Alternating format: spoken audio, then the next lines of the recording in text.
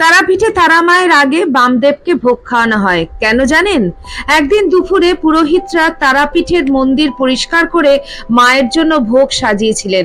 ঠিক সেই সময় শ্মশান থেকে বামাখ্যাপা এসে মন্দিরে প্রবেশ করলেন। সেই সময় বামদেব এত প্রসিদ্ধ ছিলেন না। বামদেব নিজের হাতে মাকে সাজিয়ে নৈবেদ্য ভোগের সব উপাচার একসঙ্গে মেখে নিজেও খেতে লাগলেন আর মাকেও খাওয়াতে লাগলেন। নিজে জল খেয়ে মায়ের মুখেও জল দিলেন। এই দৃশ্য দেখে পুরোহিতরা ক্ষুব্ধ হলেন। তারা ভাবলেন মাকে উচ্ছিষ্ট খাওয়ানো হচ্ছে।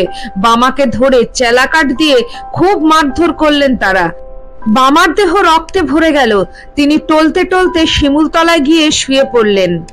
রেগে বড় মাকে বললেন, আর তোর মন্দিরে যাব না, আর তোর মুখও দেখব না। তারপর যন্ত্রণায় ছটফট করতে করতে গর্ভধারিণী মাকে ডাকতে লাগলেন। গর্ভধারিণী মায়ের কানে এ খবর পৌঁছলে তিনি দৌড়ে বামার কাছে এলেন। কাঁদতে কাঁদতে বললেন, তোর খুব কষ্ট হচ্ছে বাবা? বামা হাসতে হাসতে বললেন, তুমি যখন আমার ক্ষতস্থানে হাত বুলিয়ে দিলে তখনই আমার সব ব্যথা মিলিয়ে গেছে মা। মা অবাক, তিনি তো এইমাত্র এসেছেন। তাহলে কখন তিনি বামার গায়ে হাত বুলোলেন? আসলে যখন বামদেব যন্ত্রণায় কাতরাচ্ছিলেন তখন মা তারা আর স্থির থাকতে না পেরে নিজেই বামার গর্ভধারিণীর রূপ ধরে বামার শরীরে তার স্নেহের হাত বুলিয়ে দিয়েছিলেন। দিন কাটতে লাগলো। বামদেব কিছু খেতে চান না, মন্দিরেও আর যান না, শ্মশানে মনমরা হয়ে বসে থাকেন। এসব দেখে মা তারাও তখন থেকে ভোগ গ্রহণ করা বন্ধ করে দিলেন, কারণ তার আদরের ছেলে বামা ক্ষুধার্ত। তখনই মা তারা একটি ছল করেন। নাটোরের রানীমা অন্নদা সুন্দরীকে স্বপ্নে দেখা দিয়ে বললেন, আমার ছেলে বামা 3 দিন ধরে অভুক্ত, তুই ব্যবস্থা কর। আগে বামাকে ভোগ খাওয়া, তারপর আমি খাবো, নচেত আমি এ স্থান ছেড়ে চলে যাব। রানীমা ভোরবেলা ঘুম থেকে উঠেই চণ্ডীপুরের উদ্দেশ্যে যাত্রা শুরু করলেন। 3 দিন পরে এসে পৌঁছলেন তারাপীঠে।